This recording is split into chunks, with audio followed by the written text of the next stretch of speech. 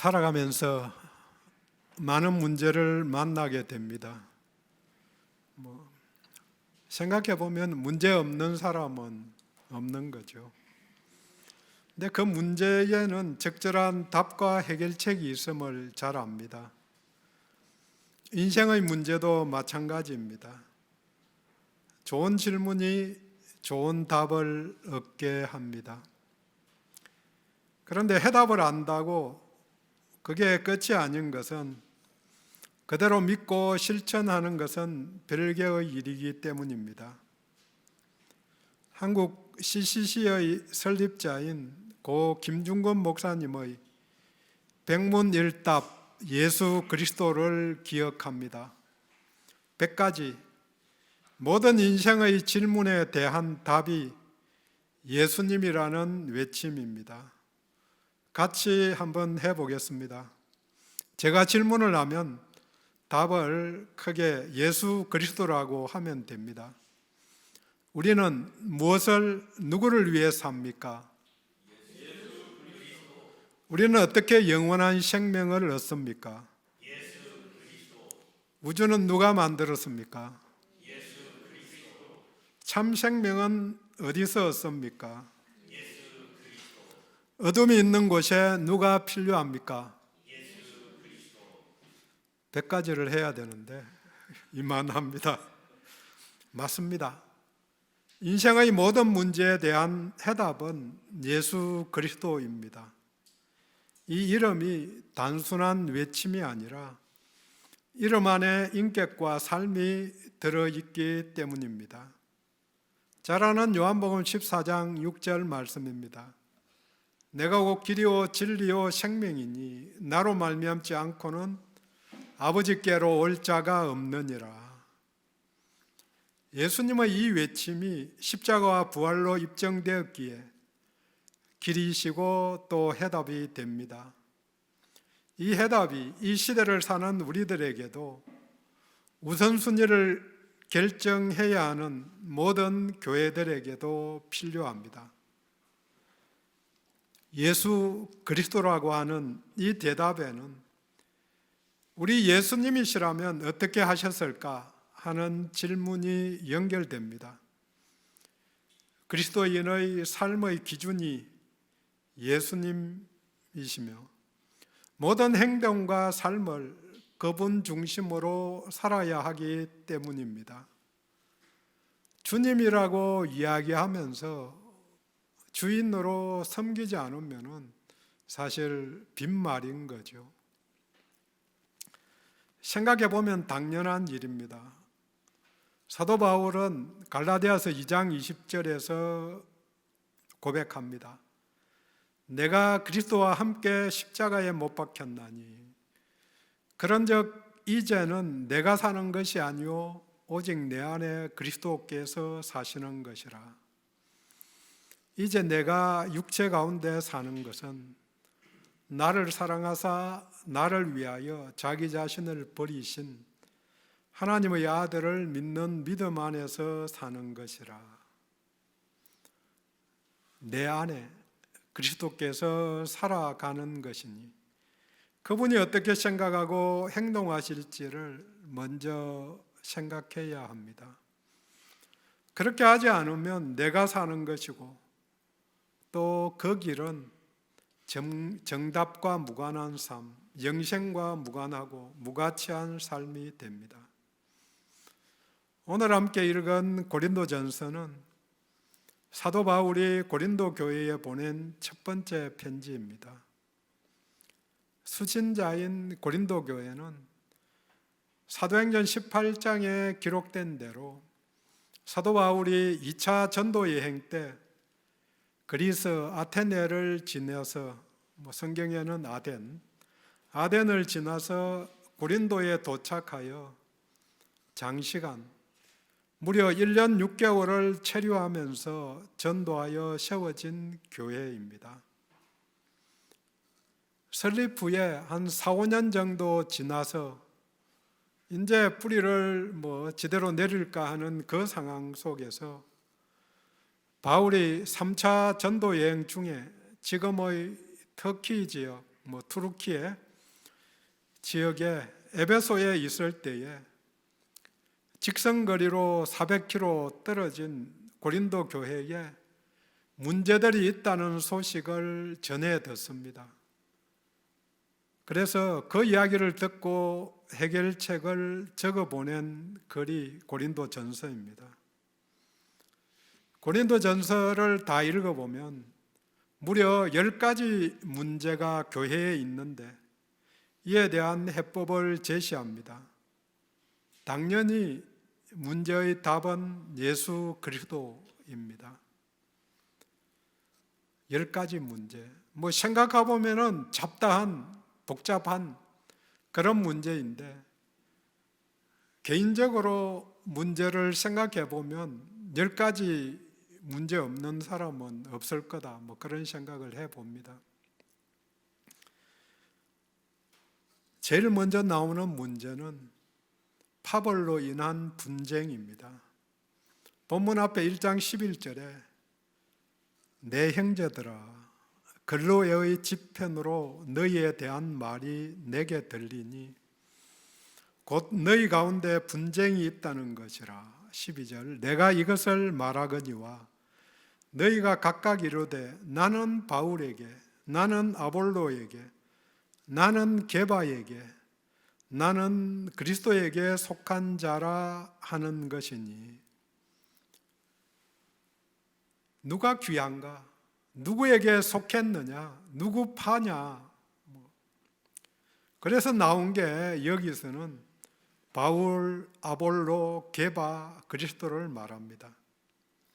맨 첫 번째 바울, 설립자이니까 고린도 교회가 맨 처음 바울로 인해서 생긴 것이니까 개종자들이 바울 때문에 믿고 또 나중에는 침례 문제도 나오고 그러는데 침례받고 그런 사람들이 나는 바울파다. 야, 우리 교회 설립자가 바울이니까 그게 중요한 거지. 그 다음에 아볼로는 바울의 후임자입니다. 바울이 떠나고 아볼로가 와서 담임을 했는데 신고린도 교회에 가면은 지금도 86대 바울부터 쭉 이름이 적혀 내려와서 지금 동방정교회 쪽 교회인데 주교 이름이 적혀 있다고 그럽니다. 아볼로가 2대 바울의 후임자로 아볼로는 성경에 나온 걸 보면 성경 말씀에 능하고 말을 잘하는 사람. 그래서 지식인청들이 아볼로가 최고지 이렇게. 그 다음 게바. 베드로는 사도 중에 어뜸이니까 유대인 출신들은 그래도 사도 중에 어뜸가는 베드로가 게바가 최고지. 그러다 보니까 정답을 알고 그럴 수도 있지만 이것도 저것도 아니고 그리스도가 제일이다 이런 분파도 나왔지만 그마저도 해결이 안 된 상황입니다. 교회 내에 이 문제를 해결할 주도적인 권위가 없어서 공동체가 무질서해지고 열매는 없고 말만 무성해지고 관계가 파괴되어서 하나됨이 없는 그런 교회의 상황입니다. 이런 분파, 분열, 분쟁의 이유는 복음, 예수 그리스도와 십자가가 성도들의 삶을 지배하지 못하고 그래서 생긴 문제, 또 인간적인 자만심 때문입니다. 각자의 자랑거리입니다. 교회에서 믿음에서 생각해 볼 때에 누가 가장 자랑스러워해야 되느냐? 그런 면에서 답인 거죠. 나와 연결된 것이 내가 아는 사람이 귀하고 뛰어나기 때문에 자신의 가치를 거기서 찾는 것입니다. 본문을 읽으면 앞쪽에 십자가가 눈에 들어오고 또 지혜라는 단어가 8번, 영, 성령 십자가이라는 단어가 합해서 7번 나오는데 반복되는 것들은 중요한 것들입니다. 그래서 십자가, 지혜, 성령을 중심으로 오늘 말씀을 나누도록 하겠습니다. 제일 먼저 십자가입니다. 문제의 해답으로 바울은 예수 그리스도와 그분의 십자가를 제시합니다. 그분이 가장 귀하기에 그분이 지신 십자가를 통해서 생명을 얻고 모두가 구원을 받았기 때문에 그것을 생각하면 하나가 될 수밖에 없습니다. 2절입니다. 내가 너희 중에서 예수 그리스도와 그가 십자가에 못 박히신 것 외에는 아무것도 알지 아니하기로 작정하였습니다. 공동번역은 조금 쉽게 전달합니다. 내가 여러분과 함께 지내는 동안 예수 그리스도, 특히 십자가에 달리신 그리스도 외에는 아무것도 생각하지 않기로 하였기 때문입니다. 예수 그리스도, 십자가에 달리신 그리스도만 알기로 했다, 생각하기로 했다. 내 전부를 그분을 드러내는 데 쓰겠다, 생각하겠다. 자신의 결심을 말합니다. 그게 복음이고 그게 생명이고 가장 귀하기 때문입니다. 보배이신 예수님만 생각해야 합니다. 가장 귀한 예수입니다. 찬양을 하면서 가장 귀한 예수, 다른 찬양들도 예수님이 전부다, 그렇게 찬양하면서 속으로 한번 생각을 오늘도 해봤습니다. 진짜로 그렇게 생각하지 않을 때도 시간상으로는 더 많은 거죠. 그렇게 예수와 십자가만 생각하고 전했기 때문에 자신의 지식과 유창한 언변을 사용하지 않았다고 1절에 이야기합니다. 형제들아, 내가 너희에게 나아가 하나님의 증거를 전할 때에 말과 지혜의 아름다운 것으로 아니하나니, 지혜의 아름다운 것은 유식한 말이나 웅변수를 말합니다. 그때 헬라사회, 그리스 그 동네는 철학자, 말 잘하는 사람이 인기가 있고 또 귀한 대접을 받는 그런 동네인 거죠. 그 동네가 아니라도 세상은 다 그런 거죠. 말 잘하는 사람. 4절 5절에서도 반복해 말합니다. 내 말과 내 전도함이 설득력 있는 지혜의 말로 하지 아니하고 다만 성령의 나타나심과 능력으로 하여, 복음에 대한 말이지만 삶의 근저에 깔려있는 고백입니다. 철학적인 현란한 말로 성부를 볼 게 아니라 투박한 십자가 신앙으로 능력의 성령이 나타나심을 바라보며 접근했습니다. 그 결과가 5절입니다. 너희 믿음이 사람의 지혜에 있지 아니하고 다만 하나님의 능력에 있게 함이라. 믿음은 사람이 아니라 하나님께 달려 있습니다. 하나님의 능력에 달려 있습니다. 사도 바울은 자랑할 게 많은 사람입니다. 종교적으로는 히브리인 중에 히브리인, 경건한 바리새인, 율법의 의로는 흠이 없는 사람이라고 스스로 고백합니다. 거기에다가 그 당시 유대교 최고의 학자였던 가말리엘 문화생이었던 정통 유대교인입니다. 또 세상적으로는 철학과 학문의 도시 다소 출신으로 헬라에 능통했을 뿐 아니라 로마 시민권이 있는 대단한 사람입니다. 그러니까 자랑하려면 할 게 많았습니다.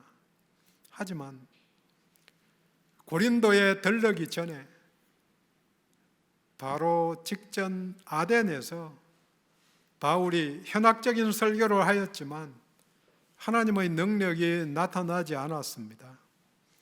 사도행전 17장에 보면 설교를 시작할 때에 너희를 보니 범사에 종교심이 많다고 청중들을 인정하면서 철학자의 말들도 인용하고 그들의 수준에 맞추어서 말과 지혜의 아름다운 것으로 회당과 장터에서 날마다 전했다. 그렇게 사도행전 17장에 나옵니다. 하지만 성과가 미미했습니다. 이를 통해서 바울은 결국 내 힘으로는 안 된다고 깨달았을 것입니다.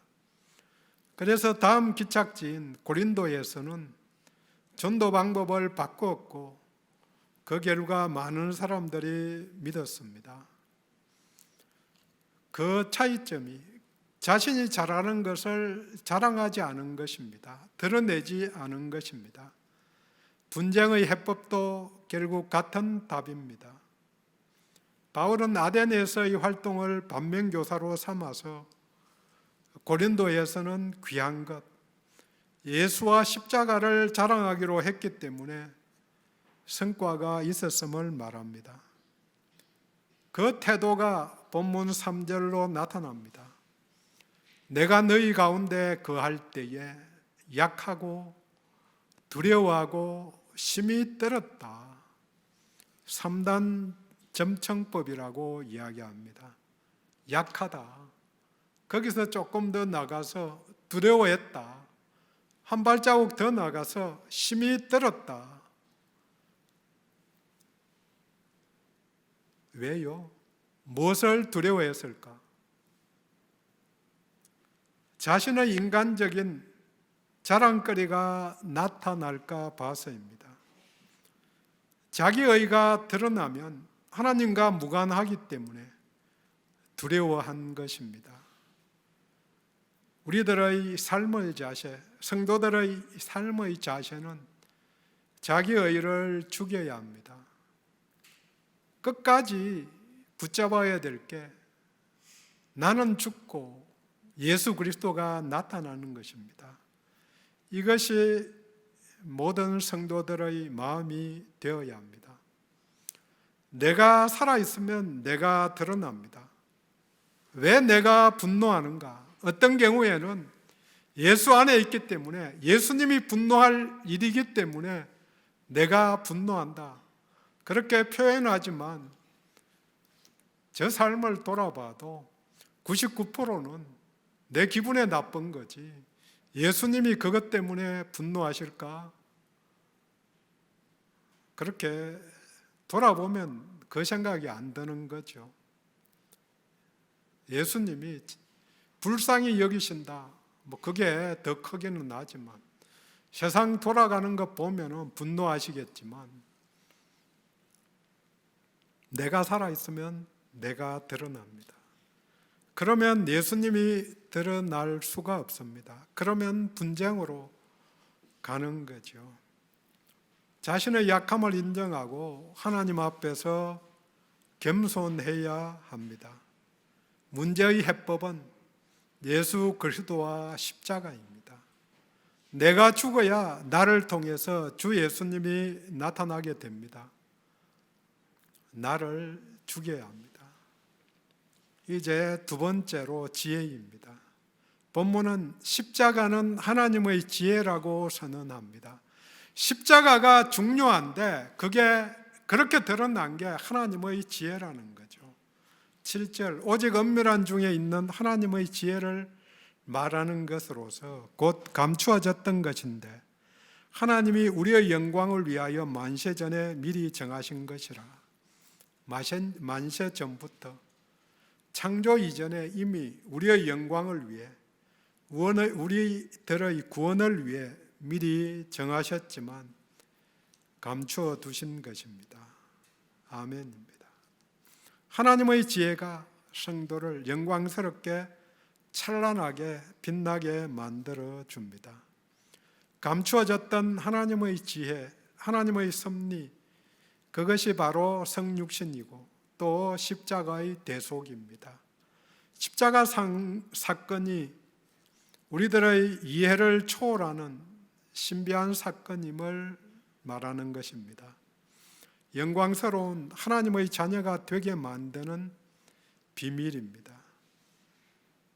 그래서 8절에서는 이 지혜를 세상 통치자들이 한 사람도 알지 못하였고 알았더라면 영광의 주를 못 받지 않았을 것이다. 영적인 무지는 하나님을 반역하고 하나님의 아들을 죽이기까지 한 것입니다. 본문은 또 비밀을 드러내신 하나님의 지혜를 강조하면서 세상의 지혜로는 아무것도 알 수 없고 이룰 수 없다고 말합니다. 6절 후반부에 이는 이 세상의 지혜도 아니요 또 이 세상에서 없어질 통치자들의 지혜도 아니다. 통치자들은 지도자를 말합니다. 사람들은 보통 성공한 사람들, 높은 지위에 있는 사람들, 인기가 많은 사람들로부터 지혜를 찾습니다. 성공하는 법 그렇게 찾아보면 100건도 더 넘게 찾을 수 있을 것입니다. 그들에게는 무엇인가 특별한 것이 있다고 믿기 때문입니다. 물론 그러한 지혜로 세상에서 풍요롭게 살 수도 있지만 삶과 죽음 같은 인생의 깊은 문제를 전혀 해결할 수 없습니다. 본문 앞에 고린도전서 1장 21절 말씀입니다. 하나님의 지혜에 있어서는 이 세상이 자기 지혜로 하나님을 알지 못하므로 이 세상 지혜로는 하나님을 알 수 없다. 세상의 지혜는 하나님과 무관하고 세상의 지혜로는 하나님을 알 수도 하나님의 구원 계획을 알 수도 없습니다. 하나님의 지혜를 6절은 온전한 자들 중에서 말하는 지혜라고 표현합니다. 온전한 자는 영적으로 성숙한 자를 말합니다. 분열은 하나님의 지혜가 없어서 하나님을 몰라서 생긴 일입니다. 모든 성도들에게 주신 복이 하나님의 지혜입니다. 하나님이 사랑하는 자녀들을 위해서 예비하신 것, 현재 주신 구원의 축복이 하나님의 지혜 속에서 알게 된 거죠. 하나님이 예비하신 모든 것, 말씀에 선포된 복이 믿음의 자녀들에게 주셨다는 사실을 믿고 감사할 수 있기를 원합니다. 세 번째 단어는 성령입니다. 하나님의 지혜는 성령의 능력으로 나타납니다. 성령님이 함께 하실 때에 하나님의 역사가 이루어집니다. 12절에 우리가 세상의 영을 받지 아니하고 오직 하나님으로부터 온 영을 받았으니 하나님으로부터 온 영이 성령님이십니다. 한 분 성령님을 성경은 하나님의 영, 예수의 영, 주의 영, 진리의 성령, 영광의 영, 또 다른 보혜사 등으로 표현을 합니다. 역할, 또 관계 속에서 다양한 표현을 한 거죠. 11절 후반부입니다. 하나님의 일도 하나님의 영 외에는 아무도 알지 못하느니라. 성령님은 하나님을 한 몸으로 알고 하나님의 일도 잘 아십니다. 그래서 10절 후반부에 성령은 모든 것, 곧 하나님의 깊은 것까지도 통달하시느니라. 연결하면 모든 것을 통달하시는 성령님을 우리가 내가 받았다, 예수를 주님으로 믿고 영접할 때 받은 것입니다. 그래서 하나님의 모든 것, 깊은 심중에 있는 것까지도 알 수 있게 되었습니다. 성경 말씀에 나와 있는 것을 믿기 때문에 받아들이는 거죠. 그래서 알게 되는 거죠. 감추어진 섭리에 대해서 9절에 기록된 바 하나님이 자기를 사랑하는 자들을 위하여 예비하신 모든 것은 눈으로 보지 못하고 귀로 듣지 못하고 사람의 마음으로는 생각하지도 못하였다 함과 같으니라.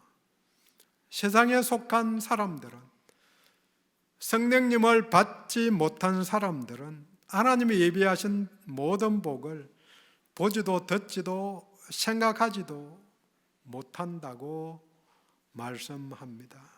하지만 10절에 오직 하나님이 성령으로 이것을 우리에게 보이셨으니, 하나님의 성령으로 자기를 사랑하는 성도들을 위해 준비해둔 복을 밝게 보고 듣고 생각할 수 있게 된 것입니다. 예비하신 하늘의 복과 은혜를 알고 누릴 수 있게 되었습니다. 그게 구원의 복이고 천국의 복, 승리와 평강, 은혜입니다. 12절 끝에 반복합니다. 하나님께서 우리에게 은혜로 주신 것들을 알게 하려 하심이라. 은혜는 택배와 같습니다.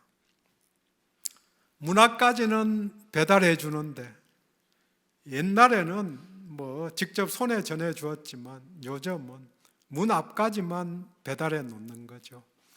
그러면서 문자가 오지요. 문 앞에 배달되었으니까 어떤 분은 사진까지 찍어서 보내주는 걸 봅니다.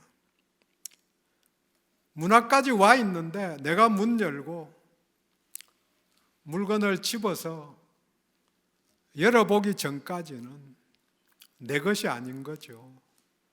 그래서 어떤 나쁜 사람들이 훔쳐가고 그렇게 하는 거죠. 있다는 사실을 아는 것도 중요하지만 받아들여야 합니다. 왜 감사가 없는가? 알지만 받아들이지 않아서입니다. 하나님이 믿는 나를 위해서 예비하셨다가 은혜로 주신 것이 내게 무엇인지를 묵상해야 합니다. 은혜로 주셨다고 했는데 그게 뭔가? 배달해 주셨는데 내가 뭘 잡고 있는 건가? 이걸 생각해 봐야 하는 거죠. 성령님이 함께 하시기에 알 수 있습니다. 포괄적으로 받아들이지 말고 구체적으로 봐야 합니다. 하나님은 스쳐 지나가는 겨울 바람을 통해서도 말씀하십니다. 들을 게 있는 사람은 그때 듣는 거죠. 그 찬바람 속에서 귀가 있는 자만 듣습니다. 십자가의 비밀, 약함을 통해 드러나는 강함을, 미련함을 통해 드러나는 지혜를 성령님을 통해서 비로소 알 수 있게 된 것입니다. 동시에 바울은 세상의 영을 받지 않았다고 12절에 선언합니다. 세상의 영은 하나님과 대적하는 자기중심적인 세력을 말합니다. 이것은 세상의 지혜, 세상 통치자들의 지혜와 연결되는 악의 세력을 말합니다. 성령의 능력과 지혜를 성경은 그리스도라고 알려줍니다. 본문 바로 앞 1장 24절입니다. 오직 부르심을 입은 자들에게는 그리스도는 하나님의 능력이요 하나님의 지혜니라. 부르심을 받은 자, 하나님 안에 있는 자는 그 사실을 알게 됩니다. 정리합니다. 세상 살아가면서 많은 문제들을 만납니다. 그 중에서 풀기 어려운 문제는 사람들 사이의 관계의 문제입니다. 사람이 아닌 문제는 객관화되어서 멀리할 수 있지만 사람들 사이의 문제는 감정이 개입하기 때문에 상처를 받고 원수가 되고 그래서 풀기 어렵습니다. 하지만 모든 문제의 해답은 예수 그리스도와 그분의 십자가입니다. 백문일답. 교회 내의 분쟁에 대한 해법은 예수 그리스도입니다. 또 그분의 십자가입니다.